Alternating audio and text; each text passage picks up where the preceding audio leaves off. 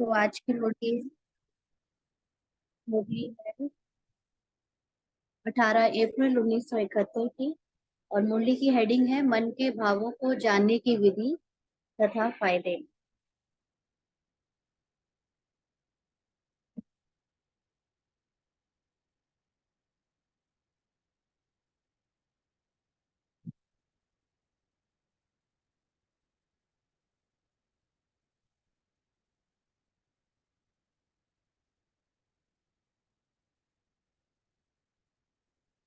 Screen share करने की कोशिश कर रही हूँ।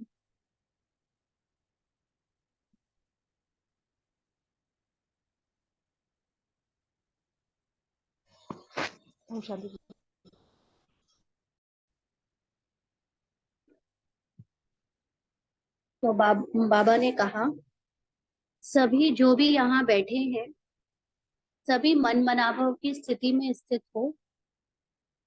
तो अपने मन को बाबा के मन के अनुरूप ढालने के लिए सभी तैयार हैं, क्योंकि हम सभी बाबा को जब याद करते हैं आत्मा की स्थिति से, तो कहीं ना कहीं पर वो जो आत्मा तमो प्रधानता के कारण अ, अपने आप को भूल गई है, अपनी शक्ति गुणों को भूल गई है, वो सब उसको बाबा को याद करके ही याद आते हैं।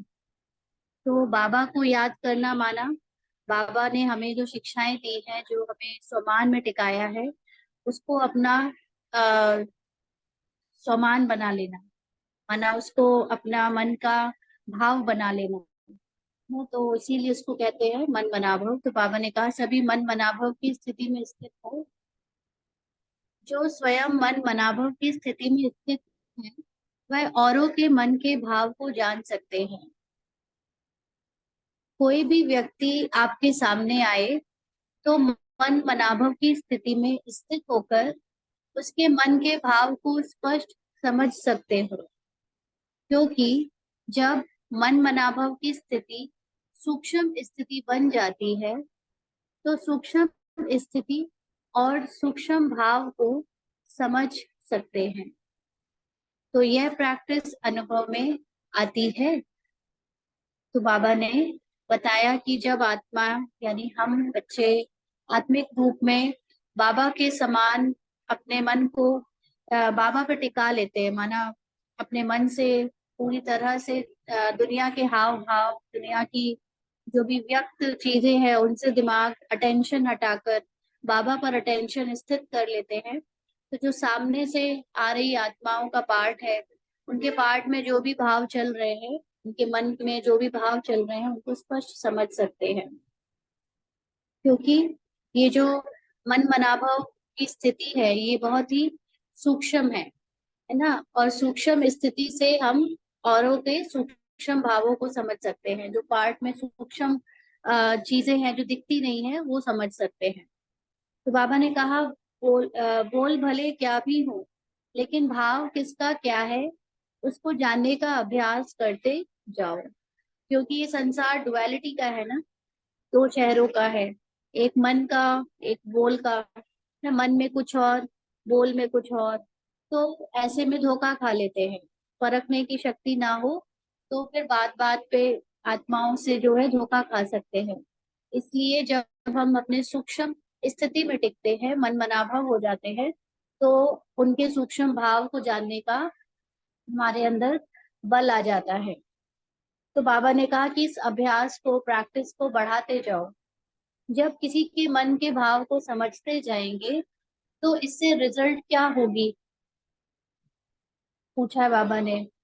हर एक के मन के भाव को समझने से उनकी जो चाहना है अथवा प्राप्ति की इच्छा है, उसको वही मिलने से क्या होगा कि आप जो उनको बनाना चाहते हो वह बन जाएंगे।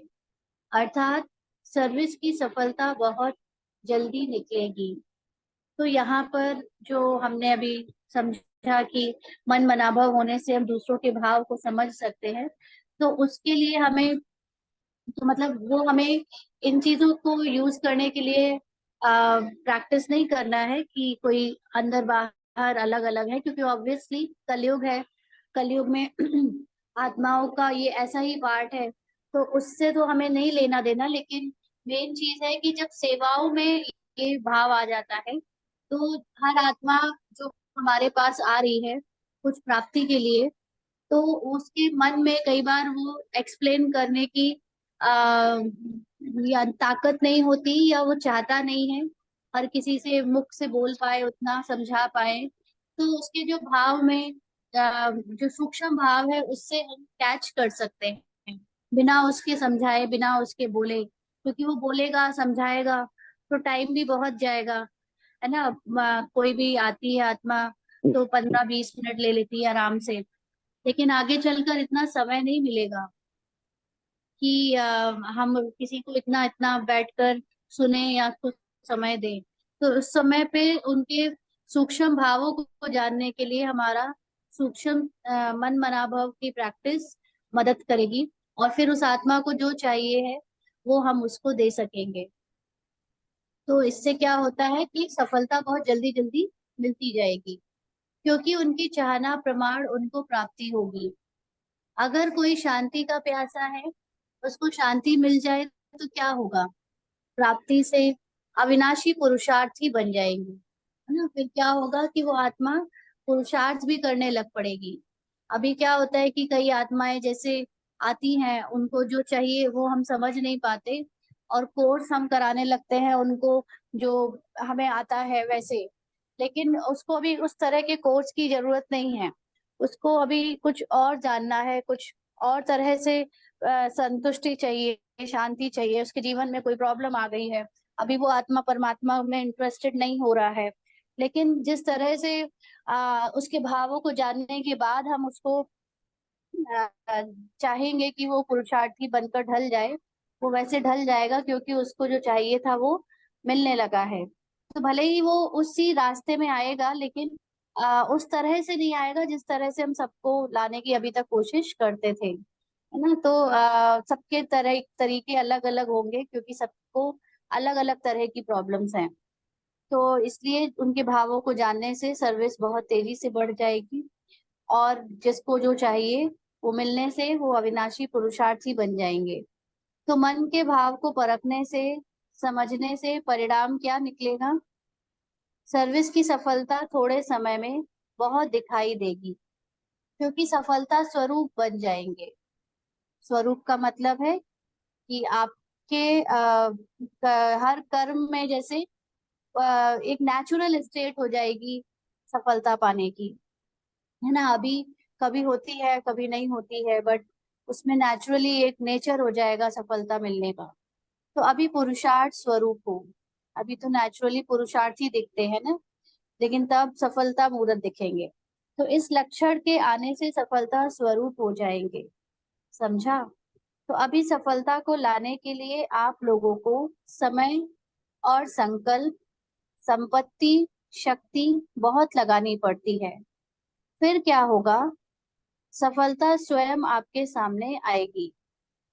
संपत्ति लगानी नहीं पड़ेगी, संपत्ति आपके सामने स्वयं स्वाहा होने आएगी, समझा। तो अभी तो लगानी पड़ती है, तो अपनी तरफ से लगानी पड़ती है ना। लेकिन बाबा ने कहा अगर आपको सफलता इतनी मिलने लगेगी, आप मन मनाभव होकर दूसरों के भाव को समझने में कामयाब हो जाओगे, तो फिर आपके सामने जो चाहिए संपत्ति के रूप में, धन के रूप में, सेवाओं के रूप में, सहयोग के रूप में, वो सब कुछ अपने आप स्वाहा होगा, अपने आप आएगा, आपके पास गिरेगा, मुझे यूज कर लो। तो बाबा ने कहा समझा, इतना अंतर है सिर्फ एक बात की धारणा से। वह कौन सी बात, मन मनाभव होकर हर एक के मन के भाव को जानना। तो भाव को जानने का एक ही तरीका है, अपने को आत्मा समझ निराकार रूप में टिककर बाबा के पास जाकर, बाबा के मन से अपने मन को जोड़कर उस आत्मा को सेवा देना। तो जो गायन है प्रकृति दासी बनती है, वह क्या सतयुग में होनी है। सतयुग में तो यह मालूम ही नहीं पड़ेगा कि प्रकृति के ऊपर विजय प्राप्त करने से प्राप्ति हुई है।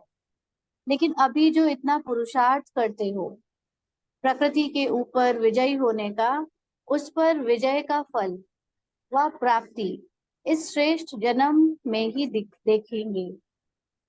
तो सतयुग में कोई कंट्रास्ट नहीं होगा, तो जो भी चीजें हैं मिली हुई है वो नेचुरल लगेंगी। उस पर कोई ना तो हमें खुशी होगी, ना ही उस पर कोई प्रश्न होगा, है ना। लेकिन अभी जो हमने अपने जीवन में देखा है कि कई चीजों में कठिनाई, कई चीजों में मेहनत करी है, ऐसे में जब हमें आ, मन मनाभव की प्रैक्टिस से सफलता मिलेगी हर चीज में, तो जो प्रकृति पर भी जो विजय प्राप्त होगी, उसका असर अभी ही हमको दिखेगा। तो इससे बाबा ने कहा कि इस श्रेष्ठ जन्म में ही आप देखेंगे कि कैसे आपने प्रकृति पर विजय प्राप्त की है। प्रकृति आपके सामने आपको अधीन नहीं बनाएगी, लेकिन अधिकारी बनकर प्रकृति के कर्तव्य को देखेंगे। समझा। तो जैसे कभी कभी ऐसा होता था, बाबा मिलन जब डायमंड हॉल बना नहीं था, बन रहा था, तो कुछ समय के लिए ऐसा पार्ट चला था कि एक टीन शेड के नीचे जो है जमीन पर बैठकर बाबा मिलन होता था। और उस समय कभी कभी प्रकृति इतनी हलचल करती थी कि वो टीन शेड हिलती थी, आवाज आती थी, बहुत बारिश होती थी, तूफान जैसा आता था, बाबा आए हुए होते थे। तो बाबा उस वक्त कहते थे कि देखो, प्रकृति भी प्रकृति पति की परीक्षा ले रही है ना। तो वो क्या परीक्षा लेगी, लेकिन प्रकृति पति यानी बाबा तो एकदम अपने उस सत्य स्वरूप में है ही, है ना। पार्ट बजाने, गॉड का पार्ट बजाने नीचे आया था। तो उस समय बच्चों को ये एक एग्जाम्पल देखने में मिला, कैसे प्रकृतिपति जो है वो प्रकृति के कभी अधीन नहीं होता। माना बाबा के बाबा मिलन में चेहरे के हाव भाव, या प्रकृति की जो आवाज आ रही है उसको देखकर सुनकर चेहरे पे कोई भी एक्सप्रेशन नहीं, कोई भी डर नहीं, कोई भी तरह का चेंज नहीं आ रहा था। तो इसको कहेंगे कि अधिकारी बनकर प्रकृति के कर्तव्य को देखेंगे। समझा। तो ऐसी संपूर्ण स्टेज जिसमें कोई भी प्रकार की अधीनता नहीं रहेगी, सर्व पर अधिकार अनुभव करेंगे। तो ऐसे बनने के लिए क्या करना पड़े? एक तो रूहानियत, और दूसरा चेहरे से सदैव ईश्वरीय रुहाब दिखाई दे, और तीसरा सर्विस में सदैव रहम दिल का संस्कार, गुण प्रत्यक्ष हर आत्मा को अनुभव हो। तो पहली बात है रूहानियत, है ना। रूहानियत माना अपनी आत्मिक स्थिति में टिकना। दूसरा, चेहरे पर सदा ईश्वरीय रुहाब दिखाई दे, माना भगवान का जो नशा होता है एक आत्मा को अपने पिता से या पिता के साथ जीवन जीने का जो मौका मिल रहा है, उसकी खुशी चेहरे पर दिखाई दे। और तीसरा, सेवा में सदैव जो दूसरों के प्रति आत्मा के लिए जो रहम होना चाहिए, उसका संस्कार व गुण जो है वो हर आत्मा को अनुभव हो। ऐसे नहीं कि हम भाषण में तो बता रहे हैं कि हम विश्व का कल्याण करने आए हैं और हम चाहते हैं कि सभी सुख शांति को प्राप्त करें, और भाषण में तो बहुत अच्छी अच्छी बातें कर रहे हैं, और कभी कोई आ जाए सामने और कुछ थोड़ा बहुत ऊपर नीचे करे, है ना, या फिर कुछ उसकी इच्छा हो आपसे और आप अ, उसके प्रति थोड़ा उसके देह भान में आकर कुछ उसके साथ ठीक व्यवहार नहीं करो, या उसको इग्नोर कर दो, तो ये रहम दिल बोलने से आपके प्रत्यक्ष स्वरूप में नहीं दिख रहा है ना। तो इसलिए वो प्रत्यक्ष स्वरूप में दिखे आपका रहम दिल का संस्कार, ऐसा हर आत्मा को अनुभव होना चाहिए। ये तीन बातें जब होंगी तो क्या होगा? तो बाबा ने कहा तीनों ही बातें, रूहानियत, रुहाब और रहम दिल का गुण भी हो, तो यह तीनों ही बातें प्रत्यक्ष रूप में, स्थिति में, चेहरे में और सर्विस अर्थात कर्म में दिखाई दे, तब समझो कि अब सफलता हमारे समीप आ रही है। तीनों ही साथ में चाहिए। अभी क्या होता है, अगर रहम दिल बनते हो तो जो रहम दिल के साथ रुहाब भी दिखाई दे, या दोनों साथ नहीं दिखाई देता है, या तो रहम दिल या तो रुहाब का गुण दिखाई देता है ना। हम रहम दिल जब बनते हैं कई बार तो हम देवभान वाला रहमदिल बनते हैं। देवभान वाला रहमदिल की बेचारे को जो है ऐसी प्रॉब्लम है, वो मुक्त हो जाए, उससे उसको भी शांति मिल जाए। अब वो बाबा का तो बन जाए ऐसी तो इच्छा है, लेकिन वो आत्मीयता से उसको अप्रोच नहीं कर रहे हैं। उसमें कहीं ना कहीं देह भान भी है ना, कि वो एक साइड में वो भी चल रहा होता है कि हमारे सेंटर आने लगे, है ना, और यहाँ से जुड़ जाए। इस तरह का भी कुछ कुछ अंदर सूक्ष्म में होता है। तो वो पूरी तरह से रूहाब नहीं होता उसमें। जो भगवान कभी ये थोड़ी ना सोचता है कि इस सेंटर में जाने लगे, या हमारे से हम ही कोई पर्टिकुलर आत्मा या भगवान ही उससे मिले और वही उसको फोर्स कराए, या इस तरह से कोई उसके पीछे स्वार्थ वाली इच्छा नहीं होती किसी के प्रति सेवा करते हुए भगवान की, है ना। तो लेकिन बच्चों में कहीं ना कहीं सेवा करते समय एक माइन्यूट सा वो होता है, सूक्ष्म रूप में ऐसा भाव होता है कि कहीं वो ये चाहेंगे कि हमारा जिज्ञासु बने, हमारा स्टूडेंट बने, या उसका प्रॉब्लम तो सॉल्व हो जाए, लेकिन हम उसको उसके देह की प्रॉब्लम सॉल्व हो जाए, माना उसके जो पार्ट में जो चल रहा है वो ठीक हो जाए। ये भावना रखकर हम उसको ज्ञान सुना रहे हैं, उसकी सेवा कर रहे हैं। जबकि भावना आत्मिकता की होनी चाहिए कि इस आत्मा को अपना सत्य पता चल जाए, ये जाग जाए, ये ड्रामा के पार्ट में जो भी ऊंच नीच दुख सुख का चल रहा है उससे मुक्त हो जाए। इस तरह की सेवा जब करते हैं तो वो रहम दिल के साथ साथ बाबा की जो शिक्षाओं की याद है, वो रुहाब है, वो भी साथ में दिखता है। लेकिन अगर नहीं होता ये वाला भाव, तो वो दोनों एक साथ नहीं होते। या तो रहम दिल होता है या रुहाब का गुण दिखाई देता है। तो रुहाब के साथ रूहानियत भी दिखाई दे, है ना। बाबा मिला है ये तो ठीक है, लेकिन आप भी अपने आत्मिक स्थिति में टिको, क्योंकि कई बार देह भान के साथ भी बाबा याद रह सकता है ना, क्योंकि बाबा को हमने साकार में देखा है और कई बार हम साकार में ही दृष्टि लेते हैं, तो एक आदत बन जाती है कि साकार में बाबा को याद करने की। तो उस समय कई बार आत्माएं अपने को आत्मिक स्थिति में टिकाए बिना भी सेवा कर लेती हैं। शरीर बीके बनकर, ब्राह्मण बनकर भी सेवा करती हैं, है ना। आत्मा बन के सेवा नहीं करती, बीके बनकर सेवा करती। तो बीके बनना भी एक तरह का देवभान है ना। तो इसलिए वो रूहानियत नहीं दिखाई देती। तो बाबा ने इसीलिए कहा कि रूहाब के साथ रूहानियत भी दिखाई दे, तीनों का साथ प्रत्यक्ष रूप में हो। वह अभी अर्जुन कम है, अभ्यासी हो, अभी सिर्फ अपने को सर्व आत्माओं से महान आत्मा समझते हो। महान आत्मा बनकर हर संकल्प और हर कर्म करते हो।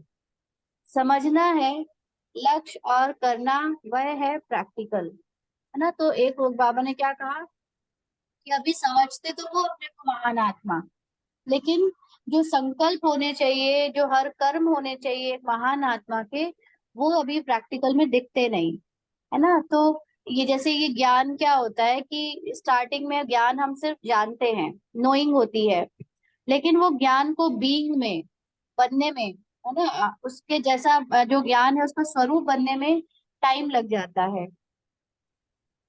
प्रियंका बहन, आप कुछ कह रहे हो? आपका माइक अनम्यूट है। तो आ, बाबा ने कहा कि अभी आप सिर्फ ज्ञान को जान रहे हो, लेकिन अभी उसके अभ्यासी बने नहीं हो, माना वो आपके हर संकल्प और कर्म में अभी क्या उतना दिखता है, अपने आप से प्रश्न करो। तो समझाना है लक्ष्य, सॉरी, समझना है लक्ष्य, और करना वह है प्रैक्टिकल। सर्व आत्माओं से श्रेष्ठ महान आत्मा हूँ, इस स्मृति से किसी के भी सामने जाओ तो क्या अनुभव करेंगे? आपकी महानता के आगे सभी के सिर झुक जाएंगे। तो जैसे आपके जड़ चित्रों के सामने कितना भी कोई आज कलयुग के महान मर्तबे वाला जाए, तो क्या होगा? सिर झुकाएंगे। जब चित्रों के आगे सिर झुक जाता है तो क्या चैतन्य चरित्रवान सर्व गुणों में बाप समान चैतन्य मूर्त के सामने सिर नहीं झुकाएंगे? या समझते हो कि यह रिजल्ट भविष्य की है? अभी होना है, पूछ रहे हैं बाबा। कब होना है? अंत में भी कितना समय पड़ा है? तो यहाँ पर, क्योंकि अभी हमारा ज्ञान भाषण में या समझने में ज्यादा है, उसका स्वरूप अभी उतना बना नहीं है। तो जो अनेक आत्माएं हैं वो भाषण तो सुन के थोड़ा बहुत इन्फ्लुएंस हो जाती हैं, लेकिन वो लॉन्ग टर्म नहीं रहता, क्योंकि अभी कभी हम सब संपर्क में जब आते हैं तो कुछ ऊंच नीच रहती है, जो कि सामने वाले आत्माओं को उतना अ, एक तरह से प्रभावित नहीं करती है लॉन्ग टर्म के लिए, मतलब सदा काल के लिए। कहीं ना कहीं देहभान की जो मिट्टी है वो आ जाती है, और इससे सामने वाली आत्मा को जो हमारे प्रति वैसा एक झुकाव होना चाहिए जो कि देवी देवताओं के प्रति होता है, जड़ चित्रों के प्रति होता है, वो नहीं हो पाता।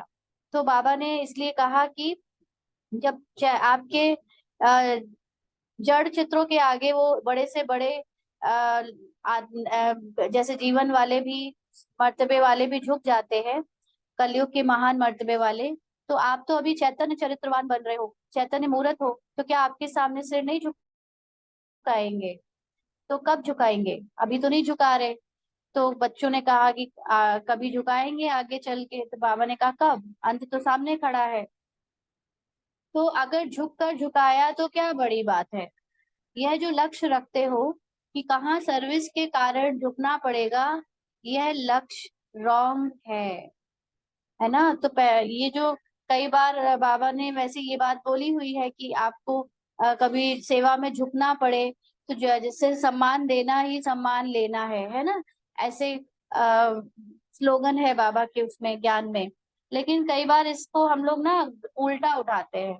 हम लोग समझते हैं कि हम पहले उनके मन की कर दें, उनके हिसाब से उनको खुश कर दें, अभी शुरू में उनको प्रभावित कर दें, और फिर वो भी हमसे प्रभावित हो जाएंगे, ऐसा करने की कोशिश करते हैं, है ना। लेकिन बाबा ने कहा ये लक्ष्य ही रॉन्ग है कि पहले आप झुको और फिर उनको झुकाओ, है ना। अगर झुक कर झुकाया तो क्या बड़ी बात है? तो बाबा ने कहा इस लक्ष्य में ही कमजोरी भरी हुई है। जब बिजी जैसे होता है ना कि सेंटर कोई आया, तो किसी को बहुत ज्यादा ही हमने मेहमान नवाजी करी, आप बैठिए, आप यहाँ बैठिए, आप ये खा लीजिए, आप उसके लिए एक्स्ट्रा हम्बलनेस दिखाई हमने।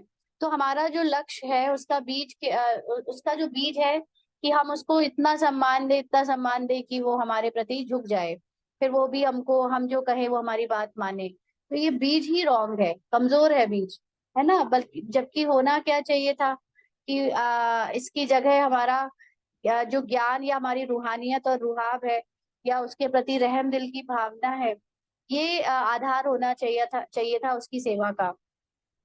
तो बाबा ने कहा कि जब बीज ही कमजोर है तो फल क्या निकलेगा। कोई भी नई स्थापना करने वाला यह नहीं सोचता कि कुछ झुक करके करना है। जब आत्माएं भी झुकाने का लक्ष्य रखकर कईयों को अपने आगे झुकाकर दिखाती हैं, है ना, वो तो नॉर्मल आत्माएं हैं जिन्होंने धर्म स्थापन किए। यहाँ तो भगवान के बच्चे उनसे कितने ऊंचे हैं। बाबा ने कहा जब वो आत्माएं भी झुकाने का लक्ष्य रखकर कईयों को अपने आगे झुकाकर दिखाती है, इसकी भेंट में देखो कि यह स्थापना का कार्य कितना ऊंच है और किसकी मत पर है। उसके आगे सर्व आत्माओं को झुकना है। यह लक्ष्य रखकर, यह ईश्वरीय रुहाब धारण कर किसी के भी सामने जाओ तो देखो रिजल्ट क्या निकलती है। तो कई बार ऐसा होता है कि हम लोग जब ज्ञान एक्सप्लेन करते हैं किसी को, तो कई आत्माएं थोड़ा सा चालाकी करती है, मतलब ऐसा करती है कि हम अभी सामने वाले की बातों को हाँ हाँ कर दे रहे हैं, कहीं उसको बुरा ना लग जाए। हम स्पष्ट सीधा ज्ञान बोलेंगे तो या रुहाब में रहकर ईश्वरीय ज्ञान का नशा दिखाकर बात करेंगे तो उसको बुरा लग जाएगा, ऐसा भी सोचते हैं। और फिर उसके हिसाब से थोड़ा सा दुनिया की मोल्ड हिसाब से दिखावा करके ज्ञान सुनाते हैं। तो बाबा ने कहा कि जब धर्म स्थापक वाली आत्माएं भी कभी झुकती नहीं है, उनको उनको जो सत्य पता होता है उस समय, वो उसके आधार पर ही सबको झुकाती हैं अपने सामने। तो यहाँ पर तो आप इतनी बड़ी अथॉरिटी हो, उनसे भी ऊंचे हो, आपका स्थापना का कार्य कितना ऊंचा है, और वो भी किसकी मत पर है, भगवान स्वयं वो काम कर रहा है। तो ऐसे में आपकी अंदर वो ईश्वरीय रुहाब धारण क्यों नहीं होता, है ना। तो आप जब ईश्वरीय रुहाब को धारण करके, ईश्वरीय रुहाब माना अपने को आत्मा समझ, ये समझना कि मैं बाबा, भगवान मुझे मिला है, उसका नशा होना, है ना, उसके शिक्षाओं का हमारे अंदर नशा होना, ये शुद्ध अभिमान है, ये देह भान नहीं है ना। तो इससे देखो फिर रिजल्ट क्या निकलती है। तो महानता लाने के लिए ज्ञान की महीनता में जाना पड़े। जितना जितना ज्ञान की महीनता में जाएंगे, उतना अपने को महान बना सकेंगे। महानता कम अर्थात ज्ञान की महीनता का अनुभव ही कम, है ना। तो जब हम ज्ञान सुनाते हैं तो उसके पहले ज्ञान हमने खुद कितना समझा है और कितना धारण किया है। ज्ञान कोई ऐसी रट्टू तोता वाली डेफिनेशन नहीं है कि संज्ञा या सर्वनाम की परिभाषा बताओ और रट के सुना दी। ये एक समझ है, और समझ का लेवल जो है वो अलग अलग होता है।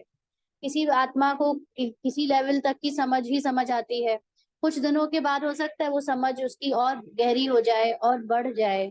तो जितनी ज्यादा वो समझ उसकी बढ़ती जाएगी, उतना ही वो महान बनता जाएगा। तो अगर कोई महान कम दिख रहा है तो जरूर उसके अंदर ज्ञान की महीनता भी, उसका अनुभव ही कम है वो। तो अपने को चेक करो कि महान आत्मा का कर्तव्य क्या होता है, वह स्मृति में रखो। वैसे भी महान आत्मा उसको कहते हैं जो महान कर्तव्य करके दिखाए। अगर कोई साधारण कर्तव्य करे, उनको महान आत्मा नहीं कहेंगे, है ना। अब रोजमर्रा के काम करने वाले, है ना, बचपन से लेकर बड़े तक बस साधारण जीवन जी रहे हैं, कुछ भी ऐसा किया नहीं जिससे किसी को मानव जाति के लिए कल्याण हो, या कोई बड़े रूप में कुछ अच्छा हो, तो उसको महान आत्मा थोड़ी ना कहेंगे। तो महान आत्मा का कर्तव्य क्या होता है वो स्मृति में रखो। बाबा ने कहा कि अगर कोई साधारण कर्तव्य करे, उनको महान आत्मा नहीं कहेंगे। तो महान आत्माओं का कर्तव्य भी महान होना चाहिए। सारे दिन की दिनचर्या में यह चेक करो कि महान आत्मा होने के नाते से सारे दिन के अंदर आज कौन सा महान कर्तव्य किया। महादानी बने, तो यहाँ महान कर्तव्य में क्या क्या आता है। तो जैसे कल की मूली में हम लोगों ने सुना था ना, मनसा वाचा कर्मणा की सेवा, और फिर उसका प्रत्यक्ष फल क्या होता है। तो यहाँ पर फिर बाबा ने कहा कि आपका महान कर्तव्य क्या है, महादानी बनना।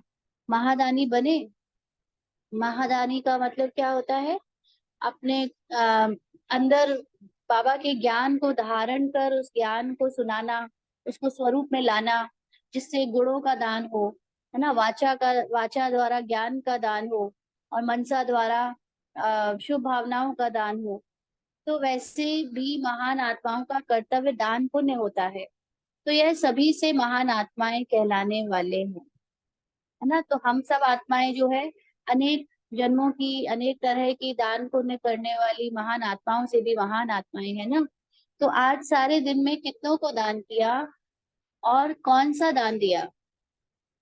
जैसे महान आत्माओं का भोजन, खान पान आदि महान होता है, वैसे देखना है कि आज हमारी बुद्धि का भोजन महान रहा।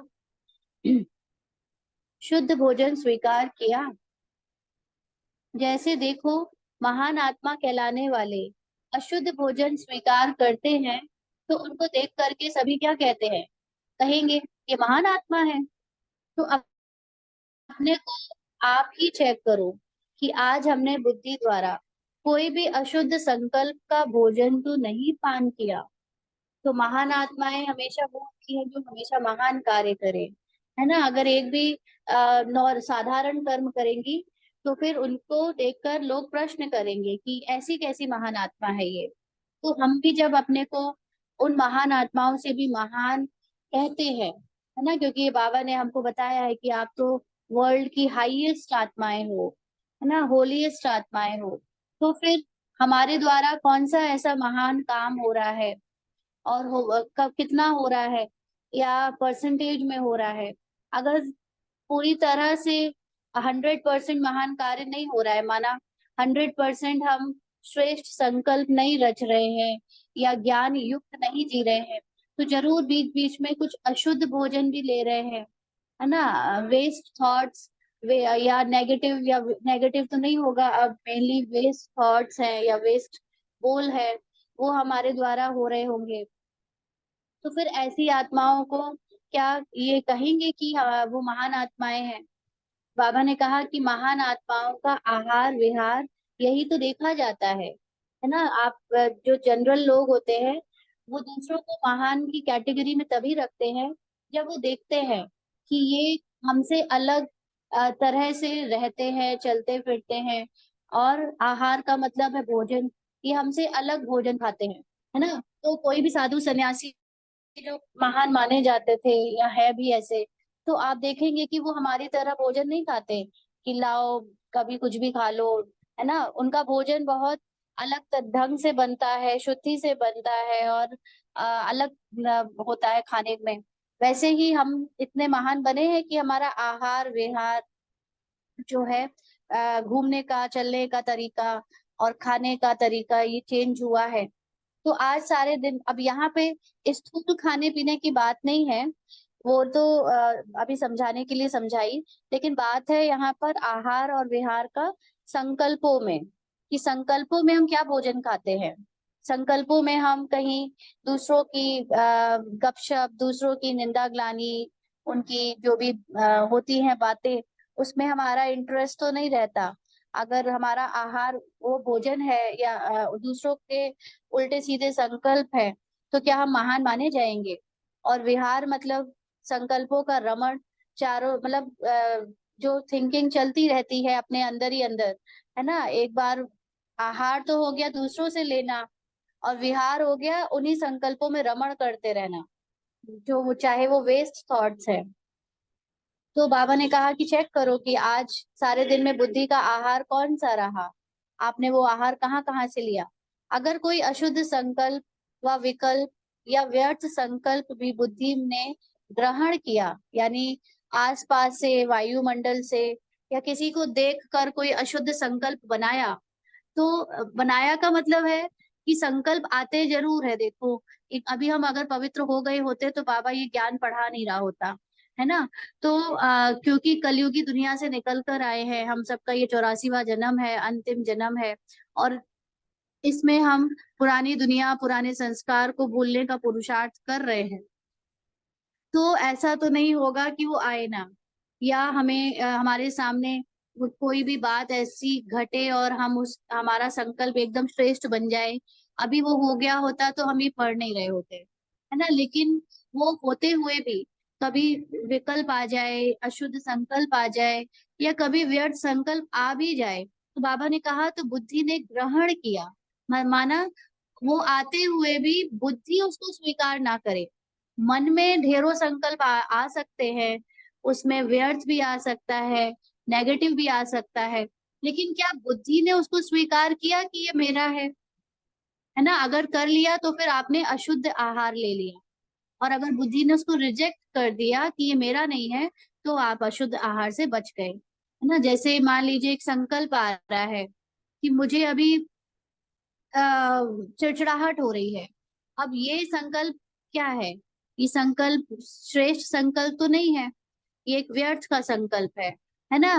तो अब बुद्धि कहेगी, मन ने बोला मुझे चिड़चिड़ाहट हो रही है, या मन ने कहा मुझे कुछ समझ में नहीं आ रहा है, तो ये दोनों ही एक तरह से एक संकल्प है, और श्रेष्ठ संकल्प तो नहीं है, तो व्यर्थ में ही जाएंगे।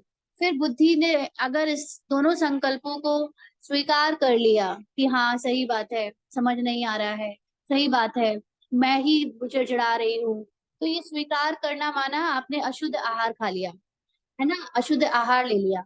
और अगर बुद्धि इसको रिजेक्ट कर दे कि ये संकल्प जो आ रहे हैं ये मैं नहीं हूँ, है ना, ये मेरी सच्चाई नहीं है, तो आपने वो अशुद्ध आहार लेने से, अब इस एक्चुअली में इन संकल्पों को हमें वो भी नहीं करना है, रेजिस्ट भी नहीं करना है कि क्यों आ रहे हैं, खत्म हो जाए, है ना। आ रहे हैं उसको साक्षी होकर देखा, लेकिन उससे अपना अटेंशन हटा लिया, उसमें इंटरेस्ट नहीं दिखाया उन संकल्पों में, तो आपने अशुद्ध आहार को लेने से अपने को बचा लिया।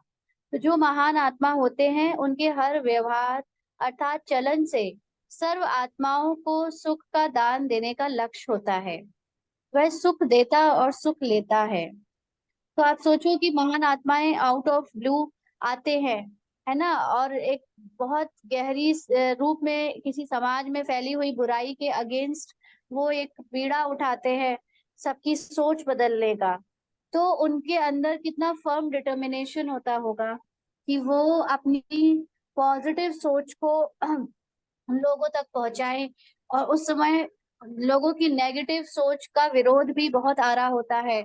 और ऐसे में वो एक सेकंड को भी अगर अपने अंदर उठ रहे कभी कमजोर संकल्प का स्वरूप बन जाए, उसको अटेंशन दे दे, तो क्या वो इतना बड़ा कार्य कर सकते थे कि वो इतने बड़े बड़े समाज की बुराइयों को कुरीतियों के खिलाफ लड़ सके?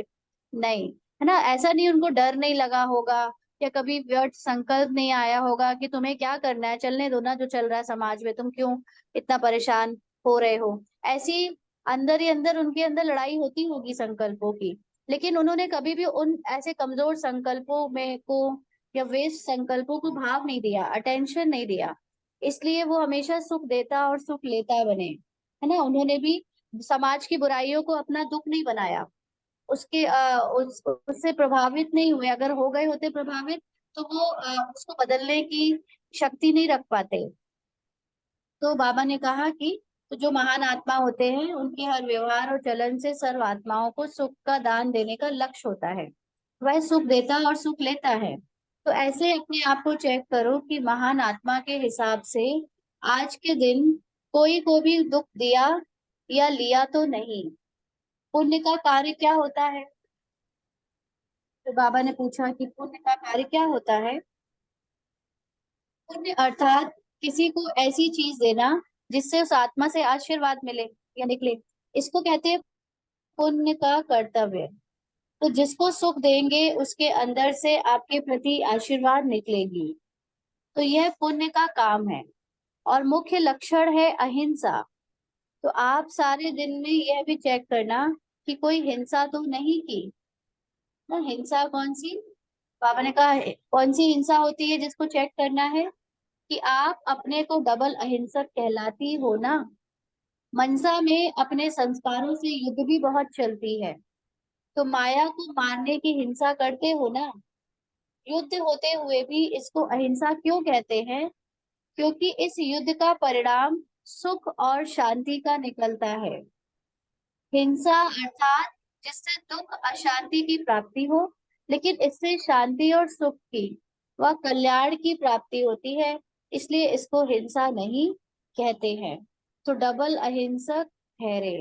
तो डबल अहिंसक का मीनिंग यहाँ पर बाबा ने बताया कि आप बच्चे डबल अहिंसक हो ना। माना ना तो बाहर दूसरों को दुख देते हो और ना ही संकल्पों से अपने आप को दुख देते हो, है ना। क्योंकि जो संकल्प हमारे अंदर चल रहे हैं अच्छे बुरे दोनों तरह के, उससे कई बार हम लोग अपनी पहचान बना लेते हैं। मान लीजिए कि संकल्प चल रहा है कि मेरे पास पैसे खत्म हो गए हैं और अब कैसे होगा सब कुछ, कैसे चलेगा सारा खर्चा, है ना। तो ये एक संकल्प तो आया, लेकिन अगर इस संकल्प का स्वरूप बनकर आपने दुख को फील कर लिया तो ये आपने अपने साथ हिंसा करी, है ना। तो बाबा ने अपने आप को भी दुख देने से मना किया है। लेकिन वो दुख देना मन बंद कब होगा? जब हम इन संकल्पों को अपनी सच्चाई या अपनी पहचान नहीं बनाएंगे। संकल्प आएंगे, वो परिस्थिति के अनुसार या ड्रामा के अनुसार आ रहे हैं, लेकिन जैसे कि बाबा ने बोला कि बुद्धि उसको ग्रहण ना करे, बुद्धि ऐसे संकल्प को स्वीकार ना करे, तो वो अपने आप से जो संकल्पों की लड़ाई भी हो रही है ना, इसको हिंसा नहीं कहेंगे। क्योंकि इसके बाद जब आपने ये संकल्प, कमजोर संकल्प स्वीकार नहीं किया तो आपको बहुत अच्छा लगेगा। आत्मा इस संकल्प को जब स्वरूप नहीं बनेगी तो एकदम उसको बाहर से शक्तिशाली महसूस होगा। तो इस हिंसा का मतलब इस मन और बुद्धि की एक जो लड़ाई हुई, है ना, बुद्धि ने स्वीकार नहीं किया, मन कह रहा था ऐसा, तो ऐसे भले ही युद्ध हुई लेकिन इसका फल सुख और शांति का मिला। तो परिणाम सुख और शांति का मिला, इसलिए इसको भी हिंसा नहीं कहेंगे लेकिन अहिंसा कहेंगे। तो माना ना हम बाहर दूसरों को दुख देते हैं, ना हम अपने अंदर अपने को दुख देते हैं, है ना। यहाँ पर इस तरह से समझ सकते हैं इसको। तो डबल अहिंसक ठहरे।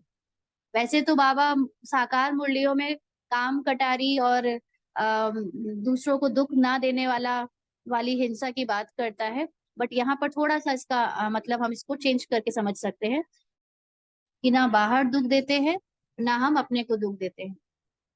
तो महान आत्माओं का यह जो लक्षण गाया हुआ है वह भी देखना है। आज के सारे दिन में किसी भी प्रकार की हिंसा तो नहीं की ना, कोई संकल्पों का स्वरूप बनकर जो कमजोर संकल्प आते हैं उससे अपने को दुख तो नहीं दिया।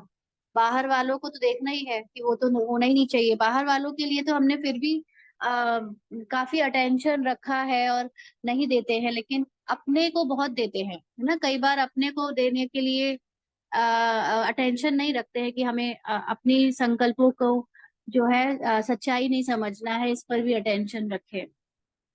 तो अगर कोई शब्द द्वारा किसी की स्थिति को डगमग कर देते हैं तो यह भी हिंसा हुई।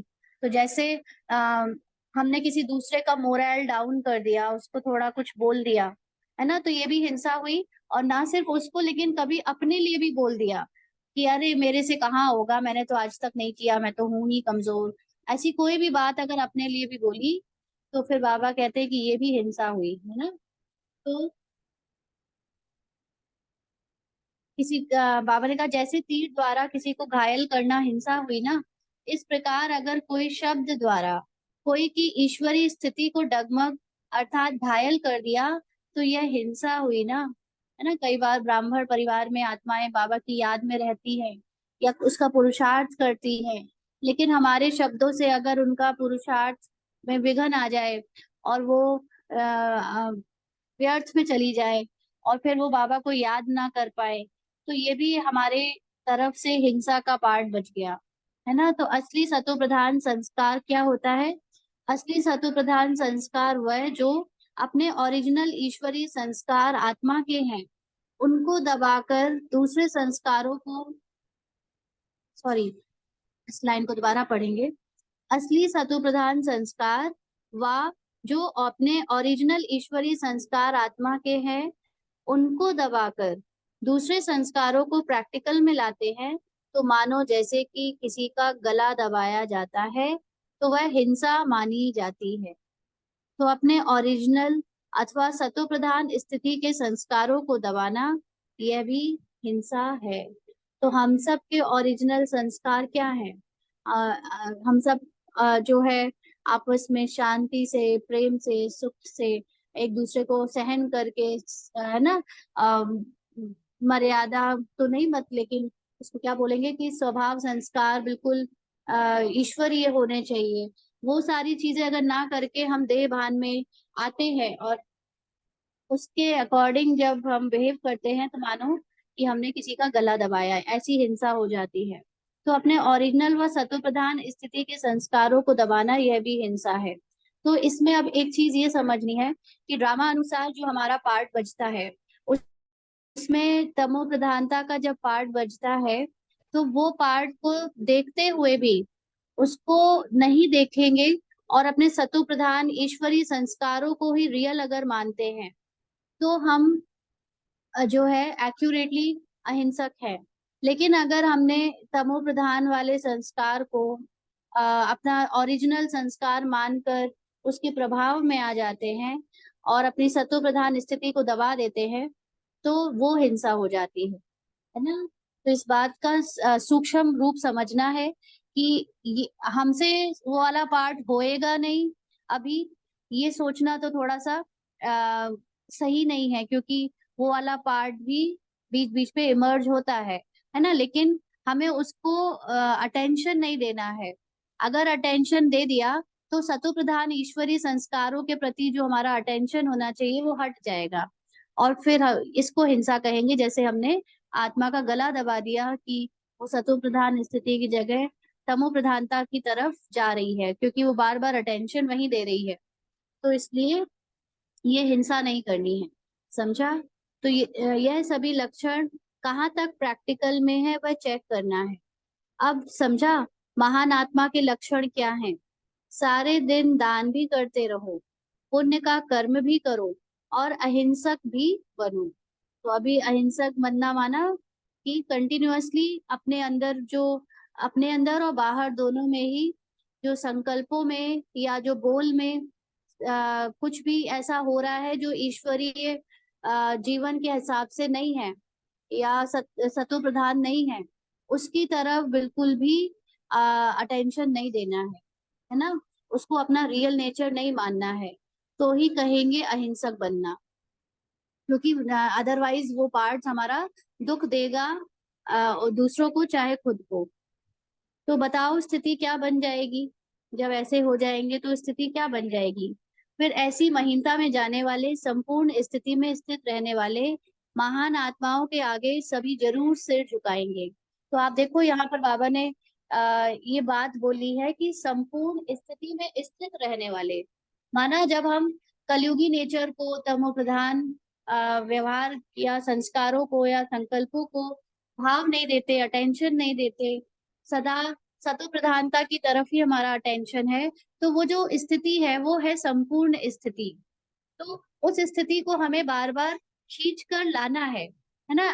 बनी बनाई है, लेकिन हम उस पर अटेंशन नहीं देते हैं, तो जैसे कि हमसे दूर चली जाती है और अटेंशन हमारा पुरानी चीजों पे चला जाता है ना। लेकिन अब हमें उससे हटाकर ये जो हमारी संपूर्ण स्थिति है, सतो प्रधान ईश्वरी स्थिति है, उस पर स्थित रहने से क्या होगा कि जो महान आत्माएं भी है ना, सॉरी, हम जो महान आत्मा बनेंगे तो हमारे सामने फिर सर झुकाएंगे। सर झुकाने का मतलब सभी आत्माएं, बाबा ने बताया कि स्थूल सिर झुकाएंगे क्या। सर झुकाने का मतलब ये नहीं कि लेट जाएंगे सर दम रख के। सर होता है सभी से ऊंचा। तो सर झुकाया माना या गोया सारा झुकाया, यानी फिर अपना सब कुछ आपके सामने अर्पण कर देंगे कि आप जो कहो, जैसा कहो, हम सब करने को तैयार हैं। तो आजकल जो अपने को ऊंच महान समझते हैं, वह अपने कर्तव्य को ऊंच महान समझते हैं। वह सिर झुकाएंगे, अर्थात महसूस करेंगे कि श्रेष्ठ कर्तव्य के आगे हम सभी के कर्तव्य तो कुछ भी नहीं है।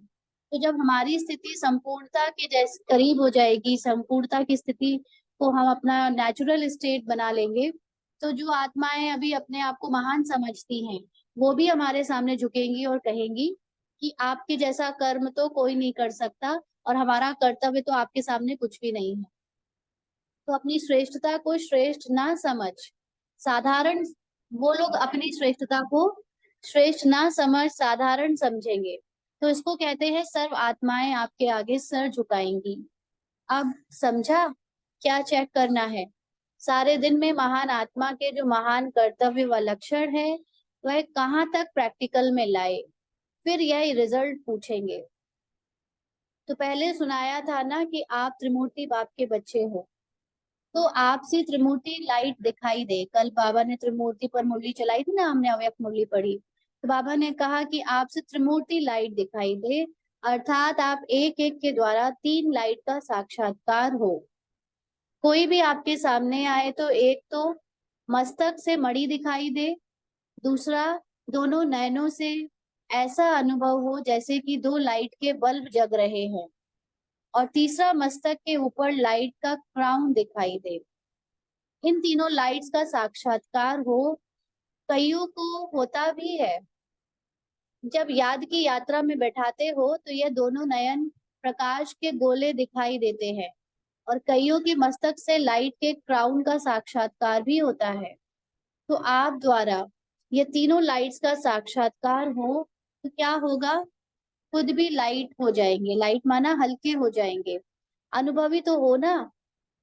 साकार रूप में देखा, मस्तक से और नैनों से प्योरिटी के क्राउन का साक्षात्कार अनेकों को हुआ।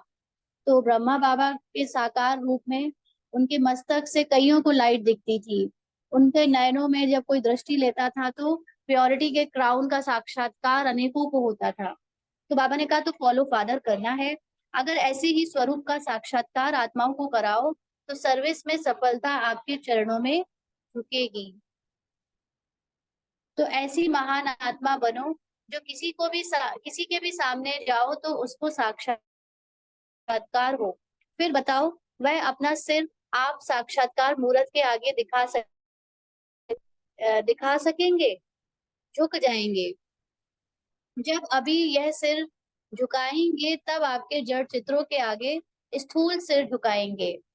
जो जितनों का अभी सिर झुकाएंगे उतने उनके जड़ चित्रों के आगे सिर झुकाएंगे। प्रजा के साथ भक्त भी बनाने हैं। सारे कल्प की प्रारब्ध की नूंद अभी ही होनी है। वारिस भी बनाने हैं और प्रजा भी अभी बनानी है। वारिस माना जो आपकी राजधानी में, आपके राज परिवार में आपकी फैमिली बनेंगे, और प्रजा माना जो नीचे वाले होंगे, सेवा करेंगे या आपकी राजधानी में जो नीचे रहेंगे वो। तो द्वापर युग के भक्त भी अभी बनेंगे, और द्वापर से फिर जड़ चित्रों की जो पूजा करने वाले भक्त होंगे, कौन कौन से मंदिर में जाएगा वो भी अभी बनेंगे। समझा? तो आपके भक्तों में भी आप लोगों द्वारा भक्ति के अर्थात भावना के संस्कार अभी भरने हैं, है ना। इसीलिए बहुत सारी आत्माएं जो आती हैं वो ज्ञान से नहीं होती हैं, इतना उनको इंटरेस्ट ज्ञान योग में, सिर्फ भावना के आधार पर ही वो जुड़ती हैं। तो वो जो भावना से वो अभी जुड़ रही है उनका संस्कार अभी भर रहा है, वो यही भावना भक्ति में उनके काम आएगी भक्त बनते समय। तो ये बहुत ऊंचे हैं, वो ऐसा सोचेंगे कि ये बहुत ऊंचे हैं, सिर्फ इस भावना के संस्कार भरने से भक्त बन जाएंगे। तो भक्त भी अभी बनाने हैं। अभी तक तो प्रजा बनाने में ही मेहनत कर रहे हो। प्रजा वो जिसको ज्ञान सुनाया जाए, और भक्त वो जो केवल देख कर ये फील करे कि ये हमसे ऊंचे है, तो हमारे सामने वो रिस्पेक्ट से झुके, है ना, और वो भक्त बनते हैं। तो बाबा ने कहा कि भावना के संस्कार भरने से भक्त बन जाएंगे। तो भक्त भी अभी बनाने हैं। अभी तक तो प्रजा बनाने में ही मेहनत कर रहे हो। जैसे जैसे आप लोगों की स्थिति प्रत्यक्ष होती जाएगी, वैसे वैसे आपके वारिस अर्थात रॉयल फैमिली, प्रजा और भक्त तीनों ही प्रत्यक्ष होंगे। अभी तो मिक्स है, क्योंकि अभी आपकी स्थिति भी फिक्स नहीं हुई है, इसलिए वह भी मिक्स होते हैं। फिर प्रत्यक्ष दिखाई पड़ेंगे। आप महसूस करेंगे कि भक्त है, यह भी महसूस करेंगे। क्यों? क्योंकि कुछ लोग ऐसे आते हैं, है ना, तो वो कुछ दिन तो बहुत अच्छे से रहते हैं और फिर जैसे कि गायब हो जाते हैं, है ना। क्यों ऐसा होता है? क्योंकि हमारे अंदर भी जो स्थिति है वो मिक्स रहती है, कभी हम उसमें होते हैं, कभी हमारी स्थिति से भी वो रूहानियत गायब हो जाती है। तो इसलिए अभी मिक्स चल रहा है पार्ट, लेकिन आगे चलकर परमानेंट पार्ट हो जाएगा भक्त का, भक्तों वाला, और जो प्रजा है प्रजा वाला। फिर प्रत्यक्ष दिखाई पड़ेगा, यह भी महसूस करेंगे, क्योंकि त्रिकालदर्शी का गुण प्रत्यक्ष हो जाएगा, है ना। उस समय त्रिकालदर्शी माना ड्रामा का जो पूरा पार्ट है उसका, उसको साक्षी होकर देखने वाला गुण। अभी हम लोग ड्रामा के अंदर कई पार्ट्स में फंसे हुए थे, और अभी भी निकल रहे हैं। तो कुछ नई पुरानी आइडेंटिटी भी रह गई है। धीरे धीरे जब वो सारी आइडेंटिटी ड्रामा की हमारे अंदर से निकल जाएंगी, और मात्र एक बाबा के समान आत्मा के आत्मा की तरह हम ड्रामा को साक्षी होकर देखेंगे। नीचे पार्ट बजाएंगे लेकिन पार्ट में फंसेंगे नहीं। तो ऐसे में वो जो गुण है त्रिकालदर्शी का गुण अनुभव होगा, औरों को प्रत्यक्ष होगा। तो बाबा ने कहा तो अपनी भी तीनों कालों की प्रारब्ध को स्पष्ट देख सकेंगे। तो ऐसे तो अभी हमने बाबा से ज्ञान की दृष्टि से जाना है कि हम देवी देवता का पद जी कर आए हैं, वो किरदार निभा कर आए हैं, लेकिन एग्जैक्टली कौन सा पार्ट निभाया है वो हमें फिर पता चल जाएगा जब हम ड्रामा से उपराम हो जाएंगे, त्रिकालदर्शी बन जाएंगे, है ना। है अभी, लेकिन अभी उसको हमने, वो गुण प्रत्यक्ष नहीं होता है, अभी ज्ञान के लेवल तक ही है। तो दिव्य दृष्टि से नहीं, प्रत्यक्ष साक्षात्कार करेंगे, है ना। आगे चलकर ये पार्ट आएगा कि दूसरे हमारे द्वारा प्रत्यक्ष साक्षात्कार करेंगे कि ये कौन सी देवी कौन सी देवता है। अच्छा, महानता लाने के लिए ज्ञान की महिता में जाना है। जितना जितना ज्ञान की महिता में जाएंगे उतना अपने को महान बना सकेंगे। महानता कम अर्थात ज्ञान की महीनता का अनुभवी कम। तो यहाँ पर महान बनने का पुरुषार्थ है ना। और इसमें मेन बात आ जाती है कि ज्ञान की आपको महीनता कितनी है।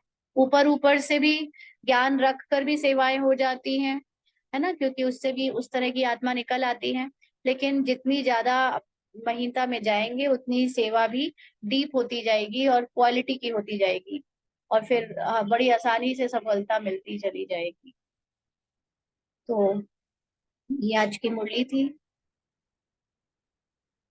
अच्छा, ये जो लाइन है ना कि आप त्रिमूर्ति लाइट दिखाई दे आपसे और तीन लाइट का साक्षात्कार हो, इसको थोड़ा सा और समझेंगे। कल मैं थोड़ा इस पर और रिसर्च करूंगी, क्योंकि एक तरह से ये तो ठीक है कि मस्तक में लाइट दिखाई दे, क्राउन दिखाई दे, लेकिन इसका कुछ और भी सूक्ष्म रहस्य हो सकता है जो मुझे लग रहा है। लेकिन इसको अगर ये मुझे समझ आया, अभी बाबा ने कुछ समझाया, तो कल फिर इस पे और थोड़ा डिस्कस कर लेंगे। ठीक है। आप लोगों को कुछ पूछना हो तो बताएं। किसी को कुछ पूछना है?